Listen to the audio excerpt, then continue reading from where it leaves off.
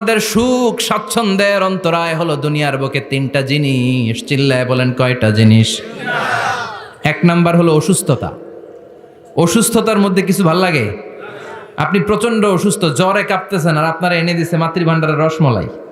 আপনি কিবেন তুই খা তোর রসমলাই, ঠিক কি না? আপনার 105 ডিগ্রি জ্বর, আপনি কাঁপছেন, আর আপনারা দিচ্ছে রসমলাই, ভাল লাগবে? অসুস্থ আপনি। এই অসুস্থতা সব স্বাদ আনন্দকে নষ্ট করে দেয়। নাম্বার 2 হচ্ছে বার্ধক্য। যুবকরা যেভাবে আনন্দ উপভোগ করতে পারে, বুড়ো হয়ে গেলে পারা যায়? পারা যায় না। নাম্বার 3 মরণ। আপনার সব আনন্দ সুখ স্বাদ আল্লাহকে নিঃস্বাদ পানসা করে দিবে মৃত্যু, ঠিক কিনা? বন্ধু বান্ধব যত, মাতা পিতা দ্বারা সুত, সবই হবে তোমার পরে। মন আমার কেন বান্ধ দালান ঘর, একদিন মাটির ভেতরে হবে ঘর রে। মন আমার কেন বান্ধ দালান ঘর, ঠিক কিনা? চলে যেতে হবে। এই মৃত্যু আমাদের সব আনন্দকে শেষ করে দেয়। এজন্য রব্বুল আলামিন জান্নাতীদেরকে ডেকে বলবেন, গোলাম শোনো শোনো, তিনটা জিনিস দুনিয়াতে তোমাদের আনন্দকে নষ্ট করে। এক হলো অসুস্থতা, 2 হলো বার্ধক্য, 3 হলো মৃত্যু। তাই এই তিনটা জিনিসকে আমি জান্নাত থেকে চিরকালের জন্য আউট করে দিলাম। ফেরেশতারা ঘোষণা দিবে, ইউনাদি মুনাদিন ফিল জান্নাহ, ইয়া আইয়ুহাল আসহাবাল জান্নাহ ওয়া ইন্না লাকুম আন তাসিহু ফালা তাসকামু আবাদা। তোমরা আজীবন সুস্থ থাকবা, রোগে ধরবে না। ওয়া ইন্না লাকুম আন তাশাব্বু লা তাহরামু আবাদা। আজীবন তোমরা জান্নাতে যুবক থাকবা, বুড়ো হবা না। ওয়া ইন্না লাকুম আন তাহইয়াও ফালা তামুতু আবাদা। ও জান্নাতীরা, আজীবনের জন্য জান্নাতে জীবিত থাকবা, তোমরা আর মরবা না। আহলুল জান্নাতি জুরদা ওয়া মুরদা ওয়া আবনাউ 30 ওয়া 30। জান্নাতে যারা যাবে ওদের বয়স হবে 33, আরেক বর্ণনায় এসেছে 30।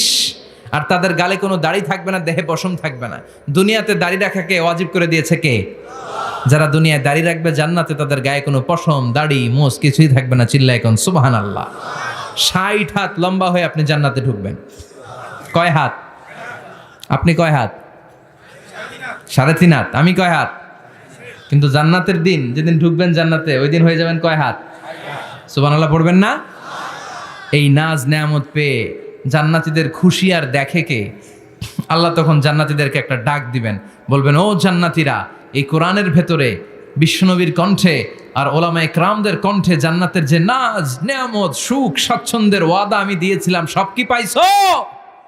জান্নাতীরা বলবে, সব পাইছি। একজন হাত তুলে বলবে, আল্লাহ একটা বাকি আছে। আল্লাহ বলবেন, সব নাজ নেয়ামত বুঝে পেয়েছো কিনা? সবাই বলবে, বুঝে পেয়েছি, আমরা মহা খুশি। একজন হাত তুলে বলবে, আল্লাহ সব পাইছি, একটা পাই নাই। বেজাল আছে না নাই? সবাই কয় পাইছি, ও কয় পাই নাই। আল্লাহ বলে, কি পাস নাই? কয়, আল্লাহ আমনেরে পাই নাই।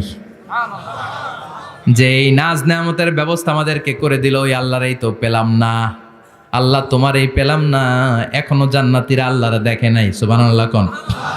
দুনিয়া সুন্দর, মানুষ সুন্দর, আসমান সুন্দর, জামিন সুন্দর, সুন্দরে সুন্দরে পাল্লা। জানি না কত সুন্দর তুমি আল্লাহ, জানি না কত সুন্দর তুমি আল্লাহ, ঠিক কি না? আল্লাহ যে কত সুন্দর আমরা জানি না। আল্লাহ বলেন, উজুহু ইয়াউমাইযিন নাযিরা ইলা রাব্বিহা নাযিরা। সেদিন মানুষগুলো আমার দিকে এরকম পাগলের মতো তাকিয়ে থাকবে।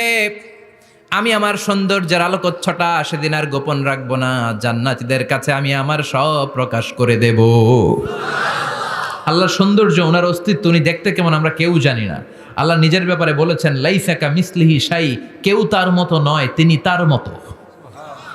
তিনি কার মতো? তার মতো। মনে থাকবে, কেউ তার মতো নয়, তিনি কার মতো? আল্লাহ বলেন, আমার মতো কেউ নাই, আমার সৌন্দর্যের বর্ণনা কেউ জানে না। হাত তুলে জান্নাতি বলবে, আল্লাহ সব পেয়েছে, আপনারে পাই নাই। আল্লাহ বলবেন, ঠিক আছে ঠিক আছে, আমার নূরের তাজাল্লি আমি এখনই তোমাদের উপরে দেব। সুবহানাল্লাহ। আল্লাহ জান্নাতের ভিতরে বিশাল কনফারেন্স রুমে সব জান্নাতীদেরকে ঢুকাবেন। সামনে থাকবে বিশ্বনবী, সবার সামনে সিংহাসনে। তারপরে অন্যান্য নবীরা লক্ষাধিক পয়গাম্বার বসবে, সিদ্দিকিন, সোহাদা, সালিহিনরা বসবে, এরপরে আমরাও বসবো ইনশাল্লাহ। পড়েন, থাকতে চান ওই কনফারেন্সে? থাকবো না আমরা? দেখবো না সেদিন আল্লাহর সৌন্দর্য? আমরা থাকবো ইনশাআল্লাহ। আল্লাহ তুমি তৌফিক দাও। সব জান্নাতীরা বসবে। আল্লাহ পর্দার পেছন থেকে তার নূরের সৌন্দর্য সেদিন প্রকাশ করে দিবে। গুপ্ত এই রহস্যকে আল্লাহ ভেদ করে নিজের সৌন্দর্য দেখিয়ে দিবে। খুব অল্প